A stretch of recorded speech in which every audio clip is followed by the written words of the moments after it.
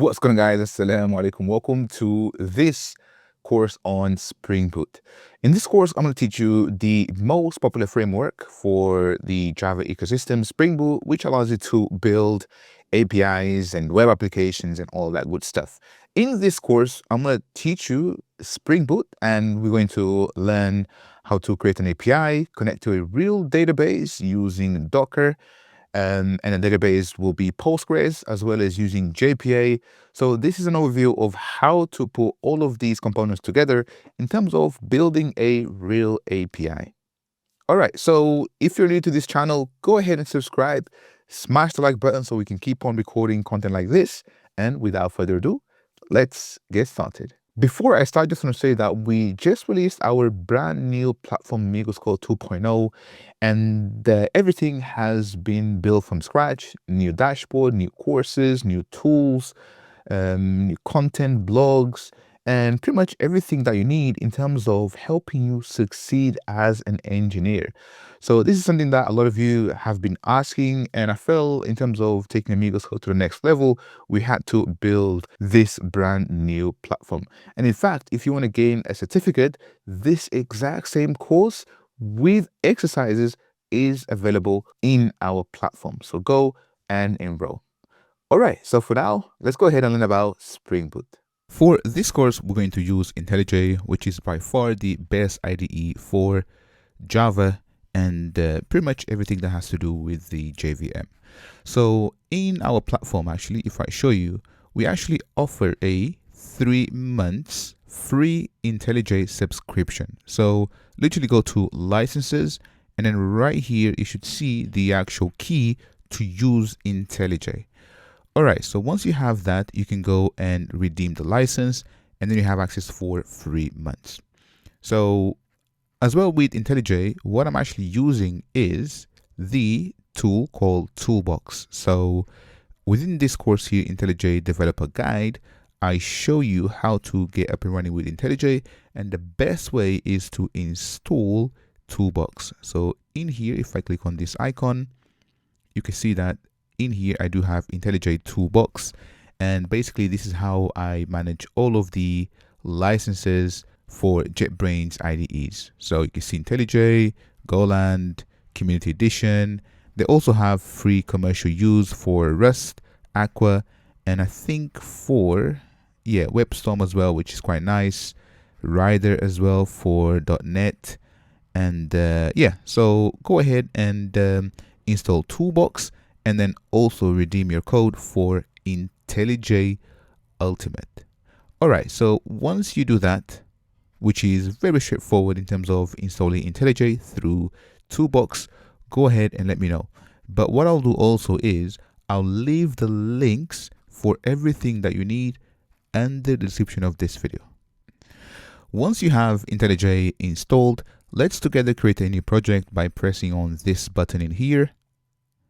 Then you'll be presented with this window, and in here we have a bunch of generators that we can use. So you can see we have a standalone Java application, Kotlin, Go, Maven, we have Spring Boot, JavaFX, Quarkus, Ktor, HTML, React, Express, and all of that good stuff. So for us, what we need is Spring Boot. And then here, just pick a location within your file system. So I'm going to leave mine under desktop. And then here, I'm going to say Spring dash and then boot. All right. The other thing is if you want to create a repository, go ahead and say create Git repo. And this makes sure that you have the actual code as a Git repository that you can then basically push to GitHub, for example. So in my case, I'm going to do this, and I recommend you to store everything you learn so that you can use to build your portfolio. The next thing is language. So for the language, you can use Kotlin if you want. I do have a course on Kotlin, which is really nice language, but I'm going to stick with Java in here. And then for the type, you can choose Gradle with Kotlin or Groovy or Maven. So let's just use Maven. And for the group ID, here I'm going to say com.amigos code. So this could be your domain or organization, or pretty much anything that you want, all right? Or if you want to have the same thing as me, just say com.amigos code. And then for the artifact, I'm going to leave as Spring Boot. For the package name in here, so what I'm going to do is I'm going to remove .spring boot. I'm just going to have com.amigos code. And then within the root, I'll create basically some packages if I need to, but I don't need a package called Spring Boot. All right, so for JDK, if you don't have JDK installed, Java Development Kit, click on this button, and then you can basically download a JDK. So click on download, and then here you can choose a version. So currently the latest one is 23. I think this is experimental. Basically, I think long-term supported versions are 21, 17, 11, and I think 1.8, if I'm not mistaken. All right, cool. Just download any version that you want really, and it should just work. So in my case, I'm gonna cancel out of this, and you can see here, I can pick the version. So in my case, I've got 17, 21, and 23 installed. So let's just pick 21. And in fact, to make sure that everything works with no errors, just make sure you have the exact same version as me. So just download in here. So download, and then choose 21. And then for the vendor, you could choose any, but the one that I always recommend is Eclipse Temurin. And because I've got the Mac M chips, I'm going to choose this one. If not, just choose this one. All right, so let me press escape and cancel. And then for the packaging, just choose jar. All right, so basically this configuration right here, you can see the server URL is start.spring.io. So if I click on this, it brings up this website, and this is the Spring initializer, which is quite popular. And basically IntelliJ is just using that to bootstrap your project. All right, let me go back, and we're good to go. Click next. Now we can choose the Spring Boot version, just leave the default in here, and then we can choose dependencies. So from here, you can see that they have a bunch of dependencies. So the most popular one is web, and this allows us to, so if I select web, and you can see that allows us to build RESTful APIs using Spring MVC. All right, let's just select this one for now. We'll come back later and select other dependencies, but for now, let's just stick with this one. And then say create, and hooray, you can see that. So let me just close this. You can see that it's indexing, and it's done. So I don't know why I've got split pane in here. Let me just click on this button, and we are good to go. So from this point onwards, you can see that a few things in here are red and green, and this is because of Git, right? So I'm going to push all of this to GitHub so that you have access to everything. At this point, let's stop here, and if you have any issues, feel free to let me know. Otherwise, I'll see you in the next one. Now, let's go ahead and create our very first Spring Boot API. So in here, let me just close this. And if I show you within the pom.xml, you can see that in here we have dependencies. Have a look, dependencies. And if I put this full screen, we have Spring Boot Starter Web. So this allows us to create APIs. If I close this and then open project under SRC, and this is a Maven project, by the way, so you can see we have SRC main, and then inside of main we have Java resources, and then also we have tests in here. And you can see that we have one class in here called application tests, and this right here does nothing at the moment. All right, let me just close this, and within Java we have application, and this class right here called application has this annotation right here called Spring Boot application, and within the main method Spring application.run, and then we pass the application.class in here. So as you'll see with Spring Boot as well as Spring Framework, it's all about annotations. So understanding these annotations is crucial. Now, for every single Spring Boot application, you will have this annotation in here, which basically, if I open this, so I'm going to press Command and then navigate into it, and you can see the keyboard shortcut for macOS as well as Windows and Linux. And this right here is an alias for enable auto configuration, component scan, and I think the configuration. So it's basically bundling these three annotations into one. So yeah, so let me just close this now. And to create your first API, simply add a new annotation, add, and then say REST, and then controller. And within this REST controller, oops, what am I doing there? We're going to, so within this application, we're going to create a new method. So I'm going to say public and then string. And in here, I'm going to say hello and then world. And within here, I'm going to say return. And I'm going to basically say hello and then world. And then Spring Boot.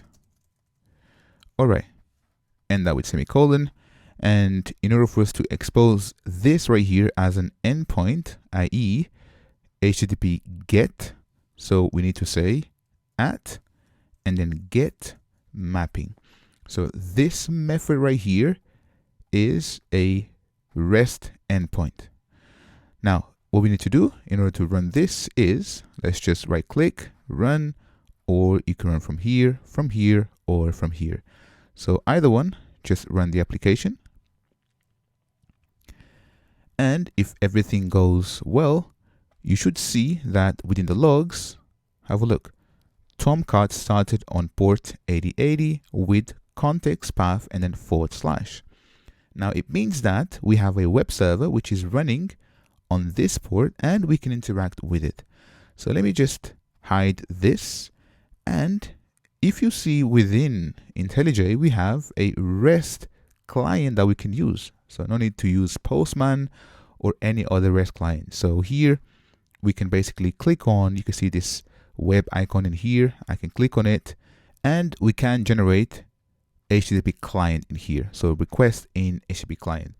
I can do this, or if I in here open a project, and what I'm going to do is, I want you to have access to this. So here under the root, I'm going to say new, and then we can basically say HTTP request.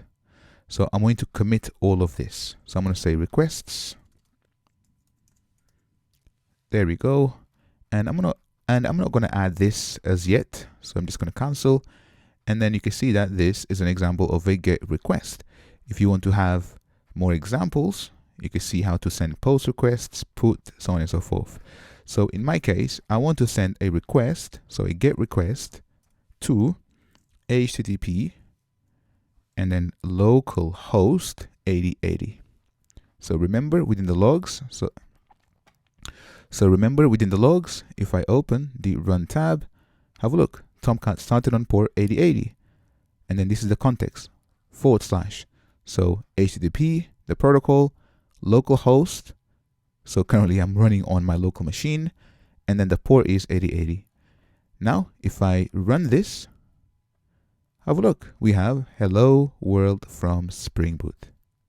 And this is your very first API with Spring Boot. All right, if you have any questions, feel free to let me know. Otherwise, I'll see you in the next one.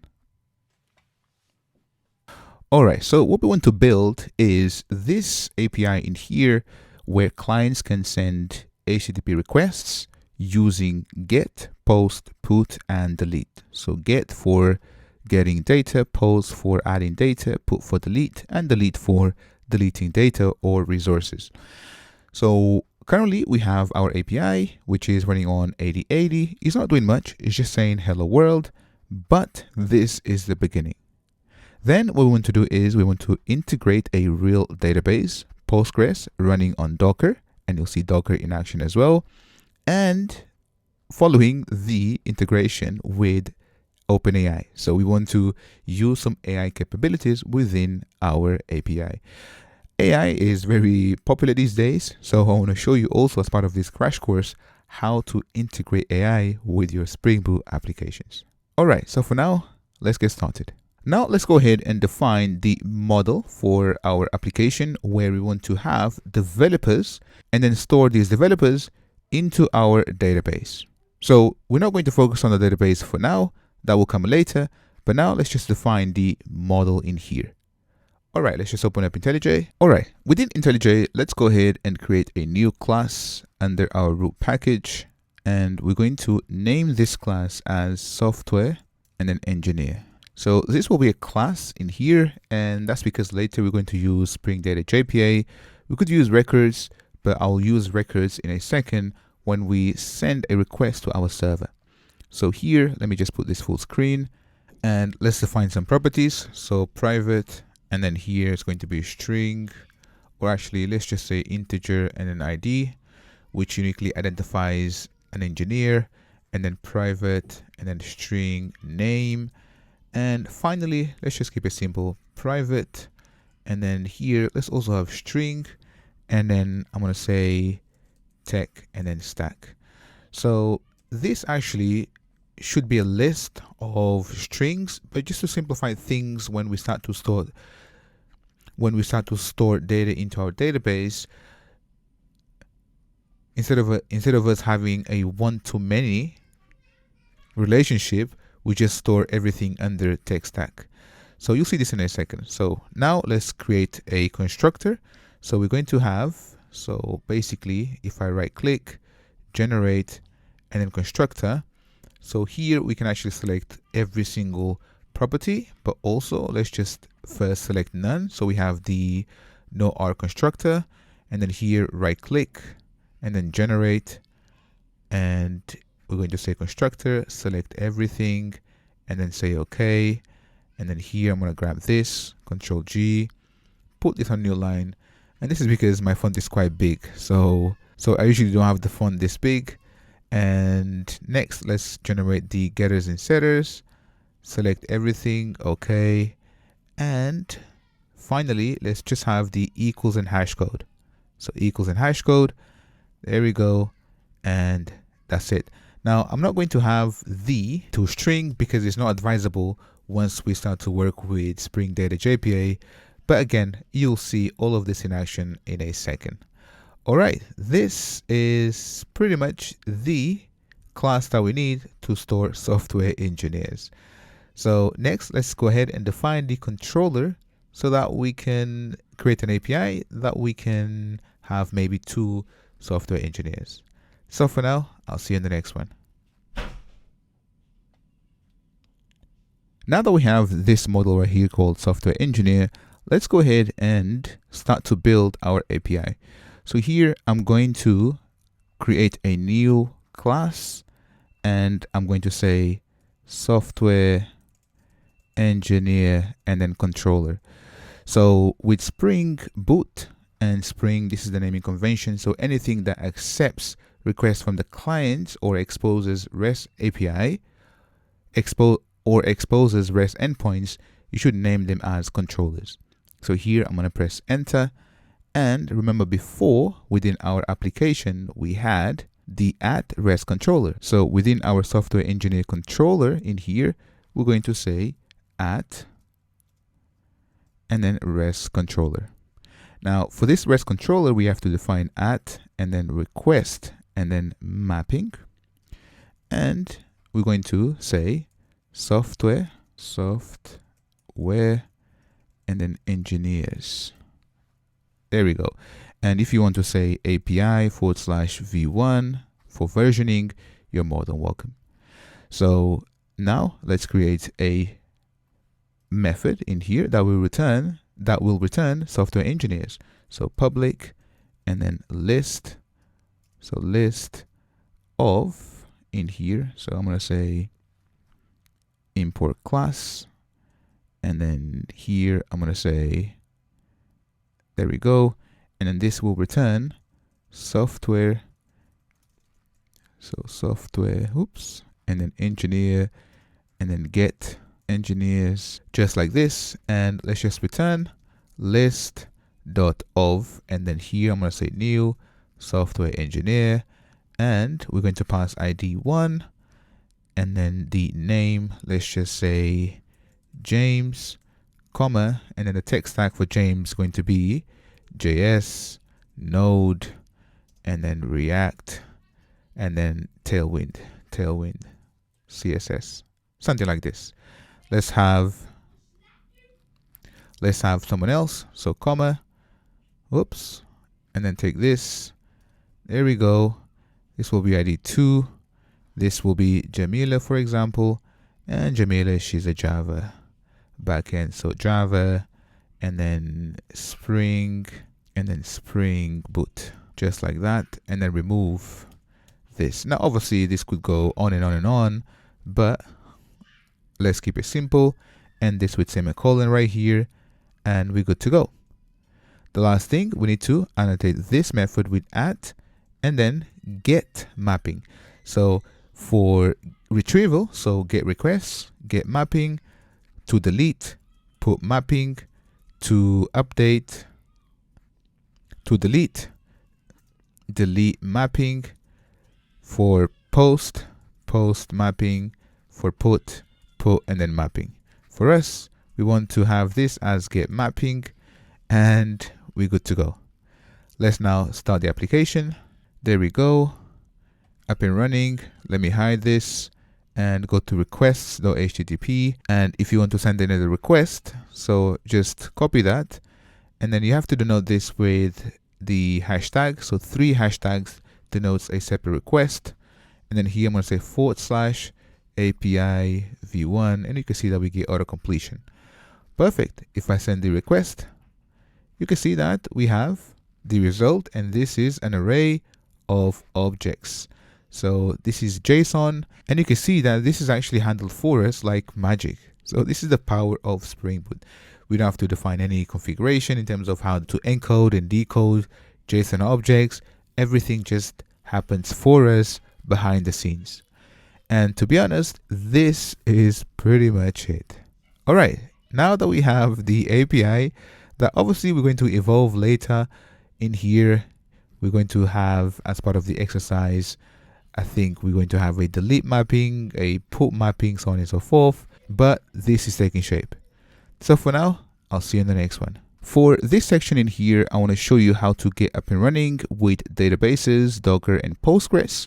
So we want to install a database using Docker in here, and the database engine will be Postgres. And then you'll see how we can store developers to our database, but also get developers of our database. Now here, getting developers of the database doesn't mean really removing, but it's just a slice that you see here. But also, as part of the exercises later, I'm going to give you a task to delete of your database and also update of your database. All right, so for now, I'll see you in the next one. In this section, let's learn what Docker is and how we can get a Postgres database up and running with Docker. Docker is a platform for developing, shipping, and running applications in lightweight portable containers. So why use Docker? Well, Docker gives us portability, runs consistently across environments, uses fewer resources than virtual machines, easy to deploy multiple instances of the application. It keeps applications and dependencies separate, and also rapid startup and deployment with pre-built images. So when it comes to deployment, especially when you combine with Kubernetes, this is a technology that you should know, Docker.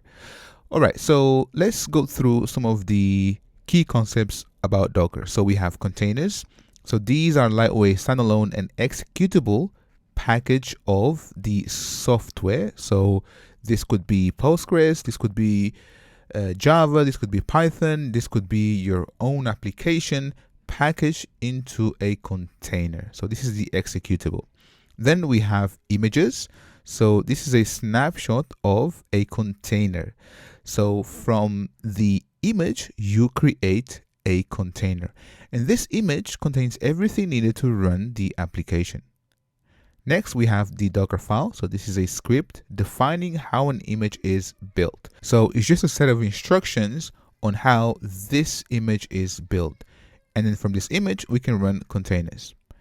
And then we have also Docker Compose. So this is a tool for defining and running multi-container applications. So you'll see this in action, Docker Compose.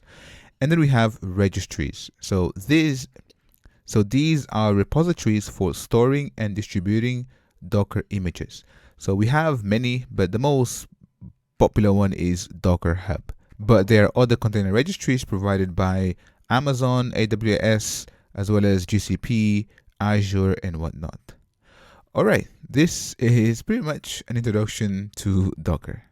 Next, let's go ahead and install Docker.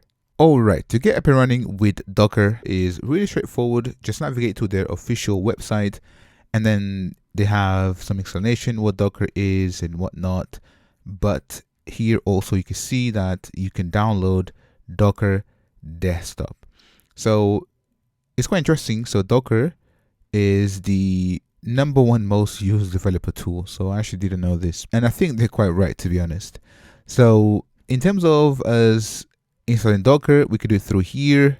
So if you want to learn more about Docker, also if you click on developers, you can go to documentation, and in here you can basically get Docker as well. So if I click on get Docker, it takes us to this page in here, and then you can download for Mac, Windows, as well as Linux. All right, so go through the operating system of your choice. So I'm on a Mac, I just click on Mac, and then here you can see that I can download for the Apple Silicon or Intel chip, and also Windows in here. You could just find the correct installation, but go through the installation process. It is very straightforward. And once you install Docker, I'll see you in the next one. All right, once you have Docker installed, you should see Docker Desktop. So here, let me just open Docker Desktop in here. And it's an application that looks like this. So here you can see the list of containers, images, volumes, builds, extensions, and whatnot. So currently I only have one, or actually currently I have few containers up and running in here. So this is stuff to do with Supabase, but I'll show you how we can get our container up and running in a second. So once you have Docker Desktop, you should be good to go. But also one thing that I want you to do is, if you open up the terminal, and then I want you to type docker -- and then version. All right, so this right here is the current version of Docker that I have installed.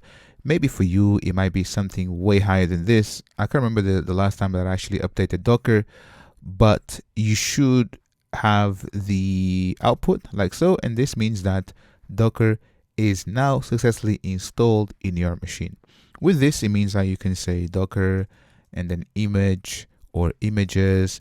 You can basically say Docker PS as well, and some of the available commands that Docker has to offer. Cool. One other command that we're going to use is docker-compose that you'll see later.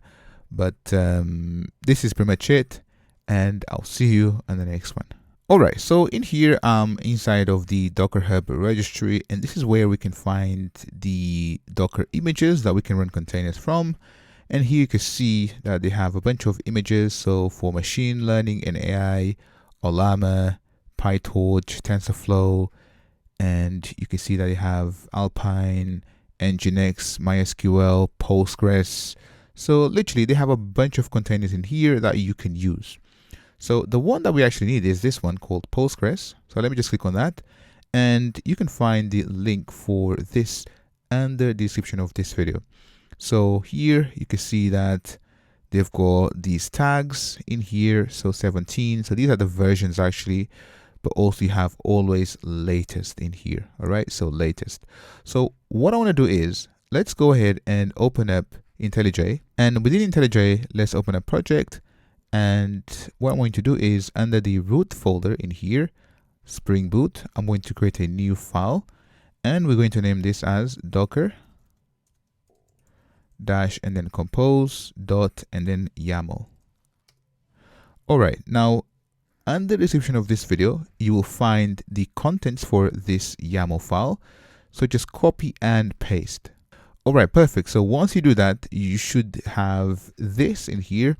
And this basically is just a way of defining the containers that we want to manage with Docker. So here, instead of writing the command, so Docker and then run, I'm just using Docker Compose. So here I'm defining one service called database. I'm naming it as Postgres, and you can even say Postgres dash and then Spring Boot. So I think maybe I do have a database called Postgres. So also this is the image. So Postgres, oops, not that, but Postgres and then latest. So this is the version, right? So within Docker Hub, in here, you saw that we have the versions or tags. So 17.2, 17 latest and whatnot. So if I go back, I'm going to keep this as latest. And then here I'm defining the Postgres user, the password, and then where I'm actually storing the data, and then some volumes, and then the ports in here. So by default, Postgres runs on 5432, but I'm changing this to 5332 because some people might have this port already in use, and I've been getting a lot of questions that basically I cannot run Postgres on Docker because it doesn't connect, and it's because of this, right? So you can change this port to anything, but this one has to be 5432. And then some networks, and then the restart policy in here. And this is the network. So if you have more than one container and you want them to talk through the same network, you can just define network like so and then use it. And then this is the volume. And to be honest, it's as easy as this. Now, let's go ahead in here and open up terminal right within IntelliJ. And I'm going to say ls. And you can see that we have the docker-compose.yml. And now I can say docker compose and then dash and then up dash and then D. So D for detached. So if you execute this command, you should see that we have network created, volume created, and then Postgres, Spring Boot, and then started. All right, now what I want to do is I want to say docker compose and then ps. Press enter, and if you see here, have a look. We have one container which is running Postgres dash Spring Boot, and this is listening on localhost 5332. This is the image in here, and basically is up and running. So what we're going to do also is, if you want to check the logs for this container, we can do as follows. You could just say docker compose and then logs. Press enter and have a look. Database system is ready to accept connections. And with this, we have a database up and running. Hooray! Now that we have Postgres running on Docker, next let's go ahead and connect our Spring Boot backend to our database. So let's open up IntelliJ, and in here let me hide this. And if I open a project, what we're going to do is under src main resources, and under pom.xml, we need to add few dependencies. So here you can see that we have this button called add status. Click on it and it brings this window that you've seen before. And if I go to web, you can see that Spring Web is selected. That's the one we did before, but we want to work with SQL and databases. But we want to work with SQL and databases. Just go to SQL, and then here we want to choose PostgreSQL driver. So a JDBC and R2 DBC driver that allows Java programs to connect to PostgreSQL database. And also we want to use this right here, Spring Data JPA. So this in here allows us to persist data in SQL with Java Persistence API using Spring Data and Hibernate. You'll see this in a second. All right, perfect. Just press OK and we're good to go. So this actually reloads the changes, and sometimes if you add these dependencies manually, you have to reload changes. So if I scroll down, you can see that in here we do have the dependencies that we added.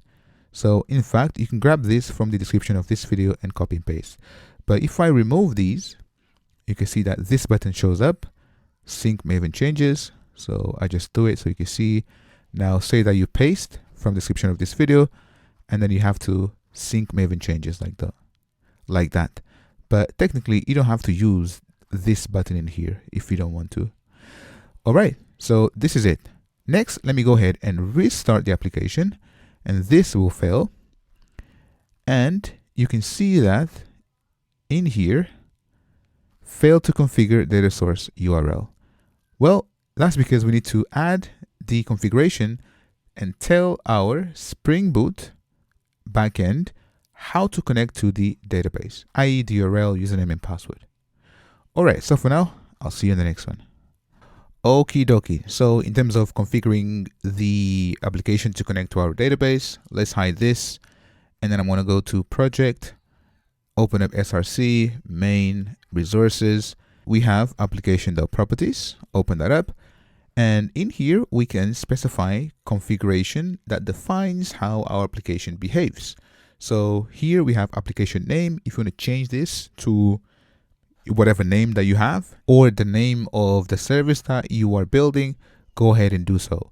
So in my case, I want to specify spring.data and then source. So you can see that under data source, so data source dot, we have a few things. So we have the URL, which we want to specify. So this will be jdbc :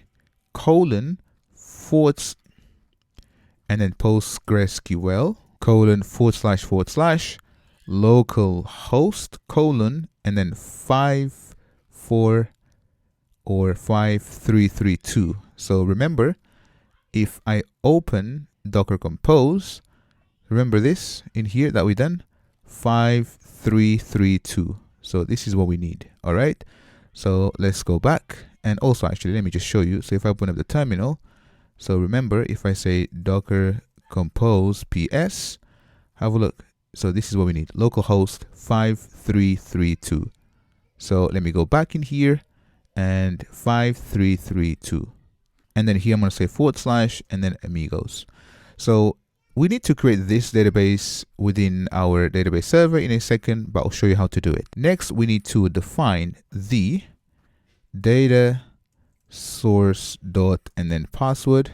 So this is going to be password, and also duplicate this, and we need the username, and this will be amigos code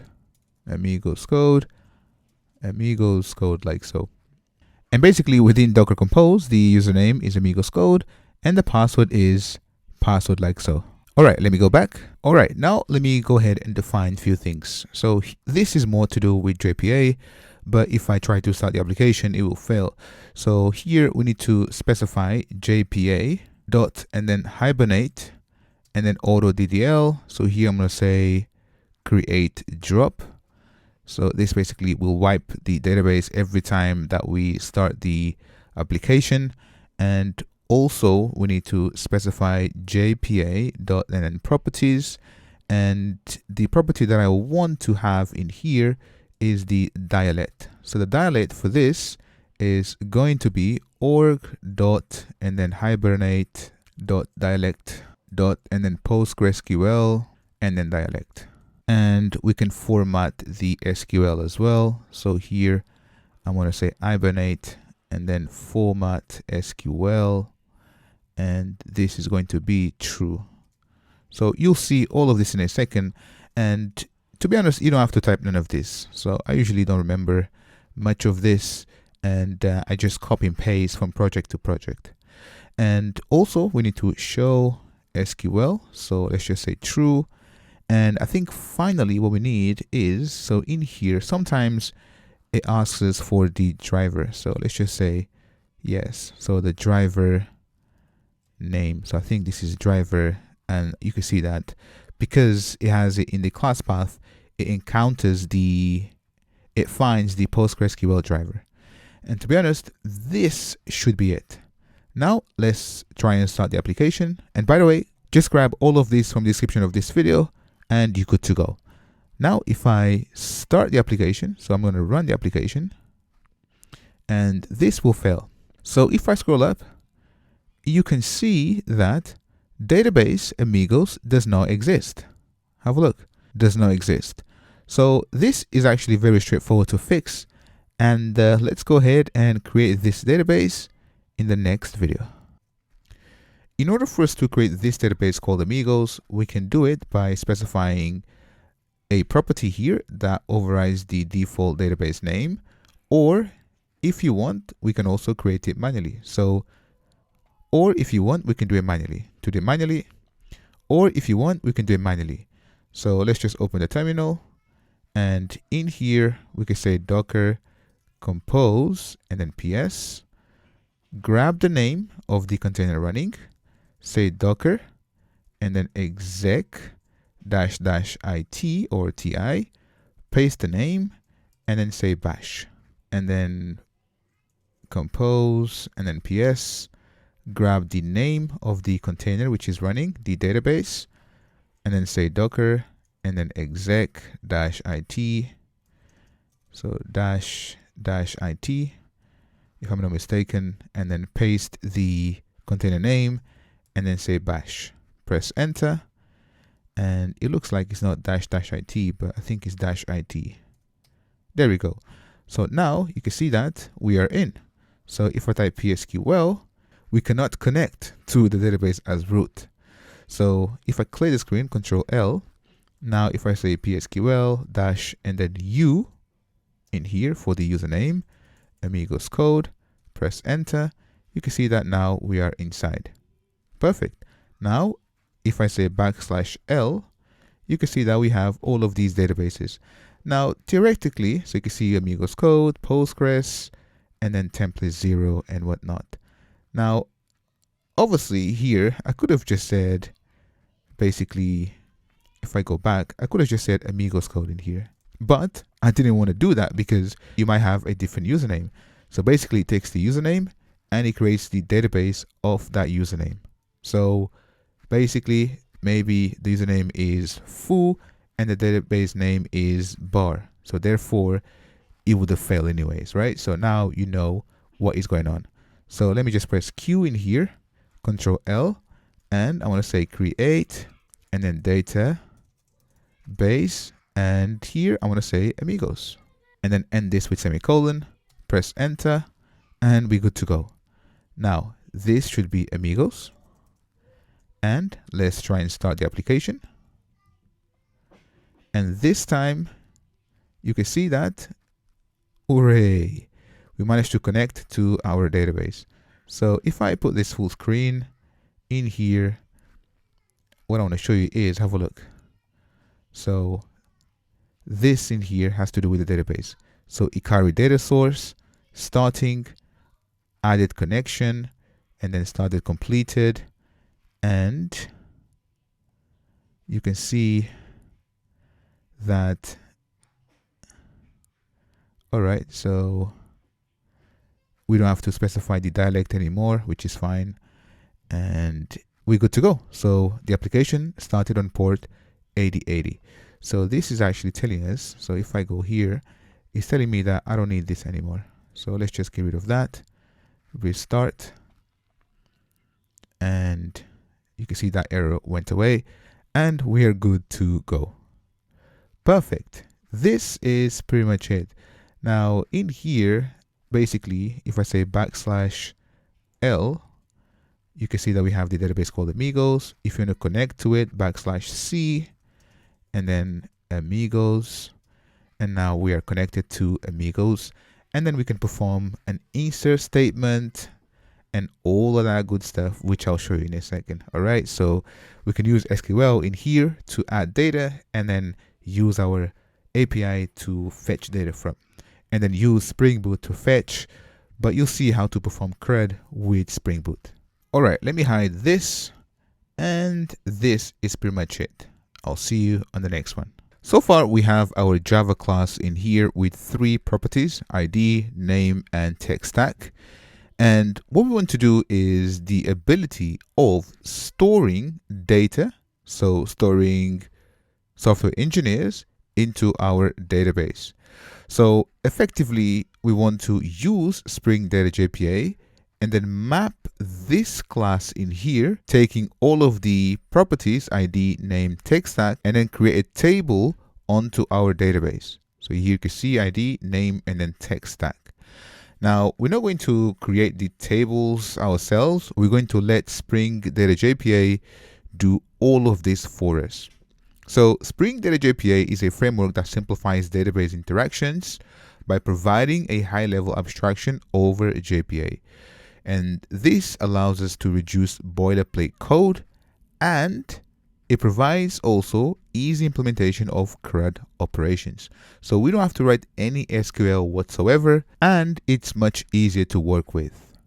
All right, let's go ahead and learn how to integrate this within our application.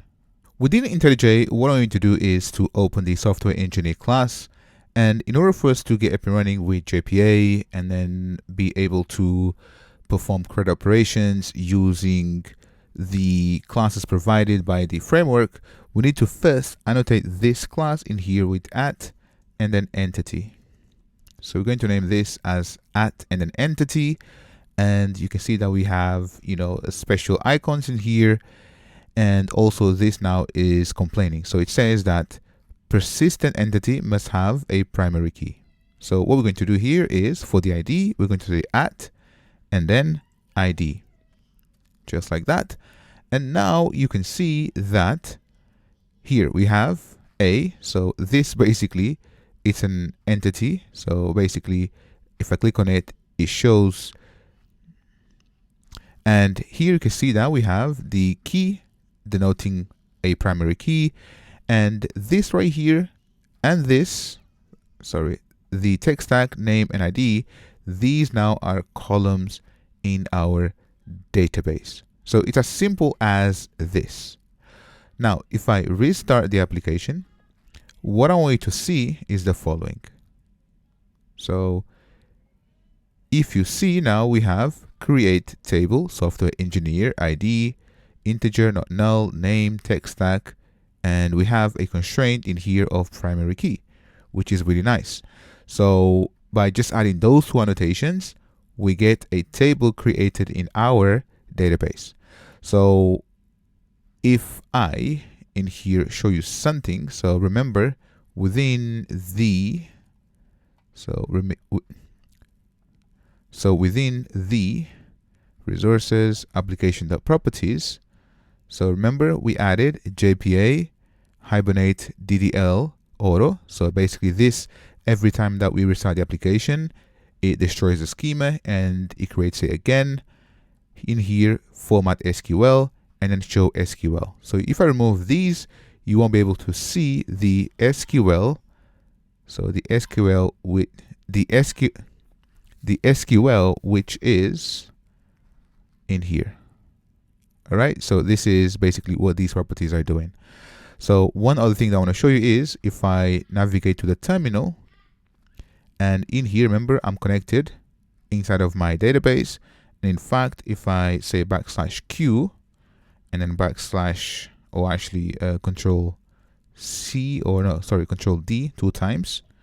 And if you want to bash into the container, so you say docker exec IT and then Postgres Spring Boot and then bash and then type psql-u and the username that I define under docker-compose. So my username was here, Postgres user amigos code. So just type amigos code.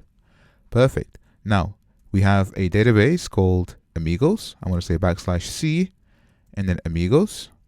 So we are connected to amigos. And now if I click the screen, I can type / and then D, and I can say software and then engineer.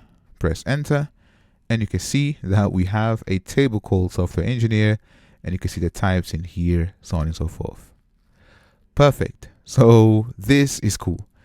Next, what we're going to do is I'm going to show you how to fetch data from our database in here. So for now, if you have any questions, drop a message. Otherwise, I'll see you on the next one. In order for us to interact with this underlying table in here called software engineer and the public, so this is the schema from our Spring Boot API, we need to create a class. So in here, let's say create new, and then this will be a class, and the type will be interface. And here I want to say software, and then engineer, and then repository. All right, so this interface in here, we're going to, so let me just hide this. We're going to say extends, and then here we can say JPA, and then repository. So we have JPA repository, and also we have CRUD, and then repository. So let's use JPA repository. So JPA repository, and here, so on a new line actually, because my font is quite big, this takes few things. So first it takes T. So if you work with generics, so this should be familiar in here. So T, so here this will be software engineer, and then we have to specify the data type for the key. So the data type for this entity, so for the actual key, is integer. So let's just go back and then say integer. So integer, just like that, and we're good to go. Now, there's also some other interfaces that you can explore and basically extend. But for this crash course, let's just use JPA repository, and this is more than enough. And I'll leave some instruction, and I'll leave some text in terms, and I'll leave a comparison between these other interfaces that you can explore. Cool. Now let's go to project, and within project, let's create a new, and then Java class, and this will be software engineer, and then service. So this class will handle everything that has to do with business logic. Perfect. Here, let's just say add and then service. So this annotation right here, it basically makes this class available as a bean, so that basically Spring instantiates it, and then it makes it available to use within other classes. All right, the other thing that I want to do here is I want to say private, and then I want to get the repository that we've just created. So software engineer repository, and then just call it software engineer repository. So long name, I know. And now here, we're going to add this to the constructor like so. And so this is the danger when you have like big names.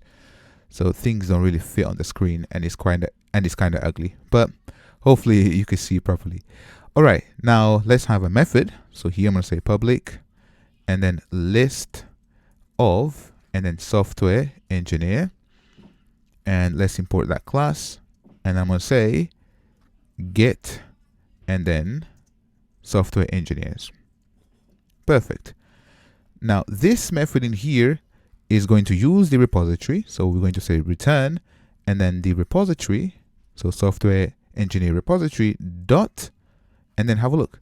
So we have find all, we have find by ID, or find all by ID, and then get software engineer by, get by, and then find by, save, count, exists, find by ID, find one, so on and so forth. And you can see that this is really straightforward. And behind the scenes is just writing some SQL to fetch data for us.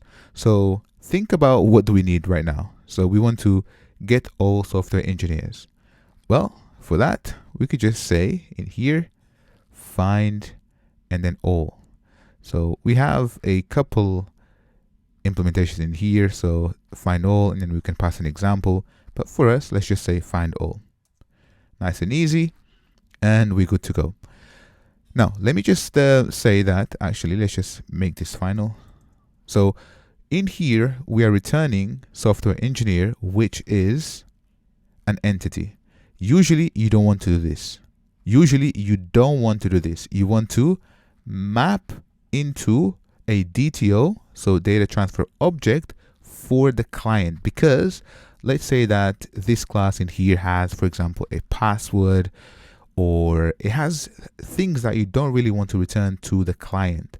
So by doing this, you are exposing pretty much your table. So usually you'd have a DTO, and then you say dot and then stream.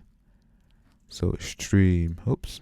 So stream dot and then map, and then you map to a class that you can a class that you can then return to the client. But for us, this is very straightforward and simple. And if you want to learn more about this, I cover this in all of the other courses. Perfect. So find all, and let's now open up the controller. So software engineer controller. And before, remember, we add these two, but now what we're going to do is let's get rid of all of these.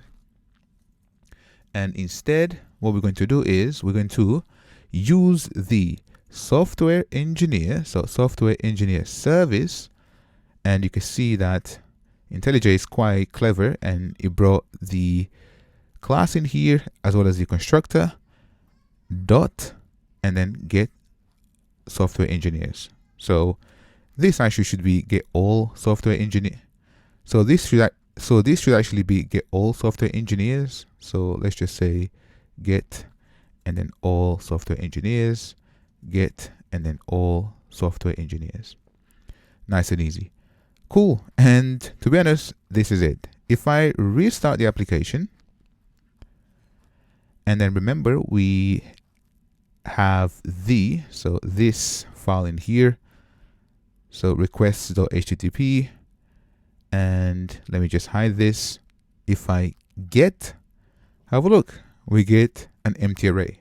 And this is because the table is empty. Cool. Let's carry on the next video. So you saw that the array is empty. And this is because if I open up the terminal and within my database, I can say select star from software engineer, and have a look, we have 0 rows. If you want to insert, just say insert into and then software engineer, and then here I want to say name, comma, and then tech underscore stack, and here I'm going to say values, and let's just say here James, and make sure that this has single, and make sure that this is single quote, and then the tech stack, let's just say JS, comma, and then Node, comma, and then React, for example. And in here, parentheses. Now, if I try and save this, this will fail because it says null value in column ID. So open up so we have to change the software engineer, and here we just specify the ID. But if you want the ID to be auto-generated, just say at and then generated value, and we specify the strategy, and the strategy is going to be identity. So if you want a sequence, you can have a sequence, and if you want a UID, you can also have a UID, but I think we could just say identity in here, and then if I refresh this, I think this should work. So if I open up the terminal, clear the screen, and then press enter, and you can see that it works. Perfect. So if I add someone else, so here let's just say Jamila. So Jamila, and Jamila, she's into, let's just say Java and then Spring. Press enter, and now I can say select star from software engineer, press enter, and you can see that we have 1 and then 2. So this is what this is doing. All right. So by just having the ID, the keys do not auto increment. Perfect. So if you want a UID, just change this to a UID and job done. And with this, if I go to services, and actually let's just go to our requests.http, and before we got an empty array. Now if I send the request, haha, have a look, we are reading data from our database. So James, and then the tech stack is JS, Node, React, Jamila, Java, and then Spring. Cool. This is pretty much it. I'll see you on the next one. Okie dokie. Now let's go ahead and implement the ability of adding new software engineers through an API endpoint.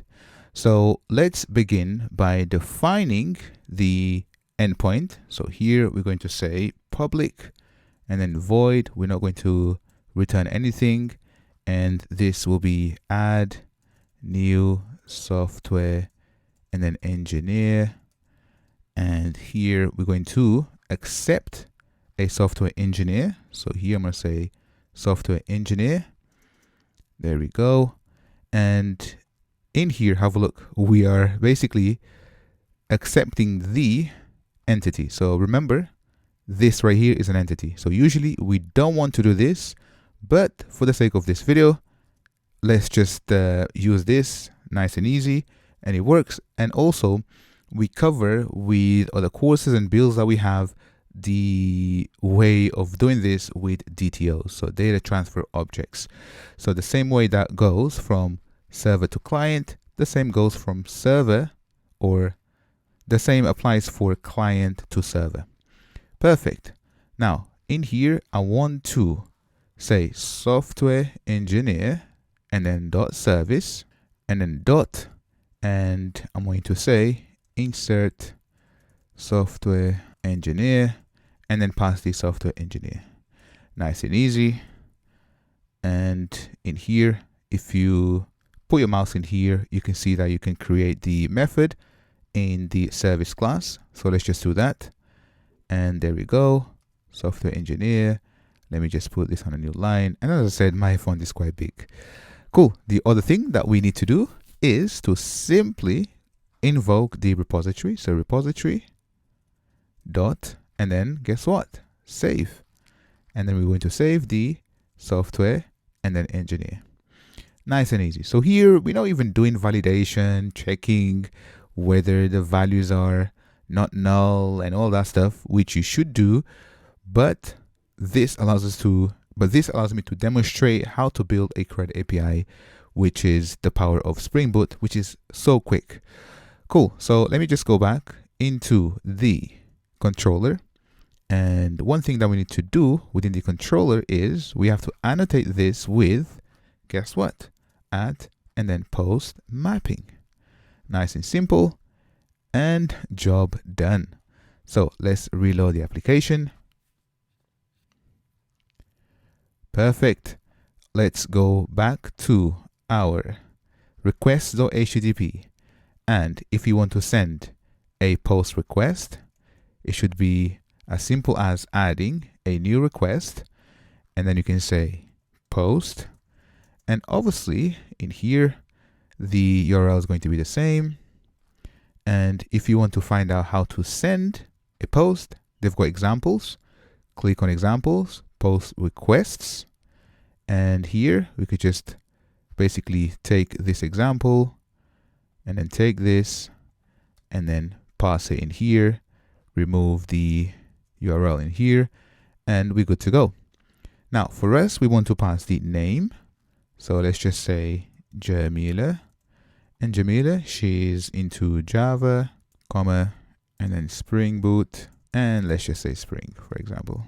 Cool. Now, one thing that I want to show you is, so you see that we have a post request, and then here content type application.json. This is the JSON object. And if I show you the examples once more, so post request examples, have a look. Send post with request. Send post request with JSON body. So this is the body. Now we want to take the body that we have in here. So this is the JSON body, and this should be actually tech stack. So whoops, tech and then stack. So we want to take this body right here, and within the controller, so right here, we want to map into a Java class. So the way we do it is by saying add and then request body.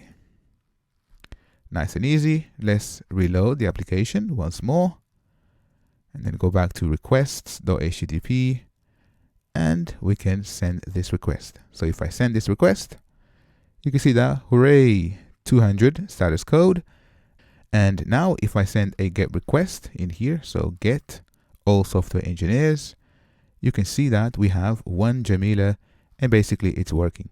So let's just send in here Alex, and Alex is into KDB, and here, and then databases, and then Q. So if I send this request, you can see that 200 status code, it worked. If I select here, get, and basically play this, you can see that we have Alex in here. So this is coming from our database, and I'm not lying to you. So if I go to terminal, and let me clear the screen, select start from software engineer, and you can see that it's been stored correctly, and we are basically getting this data using Spring Boot and sending it back to the client. Cool. This is pretty much it. If you have any questions, drop a message. Otherwise, I'll see you in the next one. Say that you want to get a software engineer by ID. So let's learn how to do that. So here I'm going to hide, and I'm going to go to the controller, and we're going to have another method. So here, let's just basically take all of this, paste, and then I'm going to say get software engineer by ID. And from the client, we're going to receive the ID. So integer and then ID. And this is going to be at, and then path, and then variable. And we need to, in here, specify the variable. So just have double quotes and then curly brackets and then say ID. So when the clients, they send the request, they say / and then ID. And I'll show you this in a second. Now we can take this ID, and then here we can say get, and then software engineer. So engineer by ID.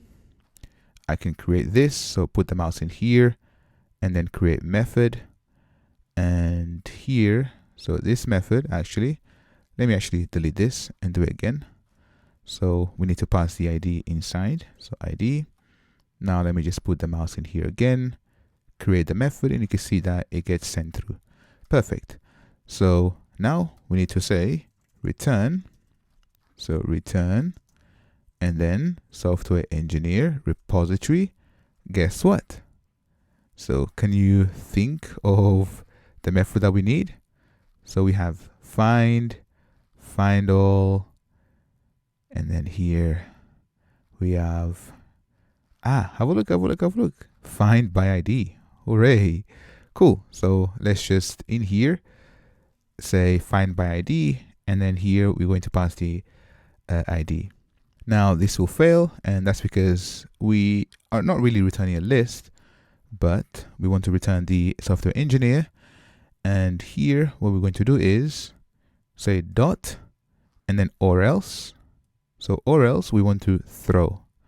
So or else throw an exception, and then basically new, and then illegal.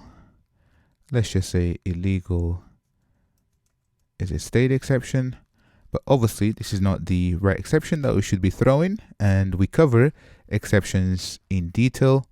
So, oops, sorry, my font is quite big, and we get these helpers in here. So this is not JavaScript, just like that. That's why. So here I can say, so let's just on a new line, we can say ID plus not found, just like that, and with semicolon, and we're good to go. So if we go back to the controller, and this should return the software engineer like that, and the error goes away. Perfect. Let's just rerun this. There we go. If I open up the HTTP client, let's just send Alex. Done. Alex has ID 1. So if you want to send the GET request with ID 1, all you do is take this, and I'm going to paste it right here, and then say / and then 1. Nice and simple. Send the request, and you can see that we have Alex in here. Now, if I say 2, so this will fail, and we have in here the error. Now, obviously, this is not a 500, and by default, this is how it's implemented. And obviously, you want to change this to HTTP status code 404. And this is something that we cover in great detail within our Building Spring Boot APIs course. But I'm going to leave it here. This is pretty much it. I'll see you in the next one. Hopefully now you can see the power of Spring Boot. If you want to continue with the exercises, there's an exercise where I want to challenge you in terms of building the rest of the API. Go ahead and enroll on the website where you can find the exercises as well as with solution. And basically, this course is part of the massive roadmap that we have for the Java and Spring Boot developer. So basically, we have a bunch of courses that basically takes you through from complete beginner all the way to deploying your applications to AWS, including Docker, Kubernetes, and basically the whole shebang, really. All right, so for now, as always, don't forget to smash the like button, comment down below, and I'll see you in the next one. Assalamu alaikum.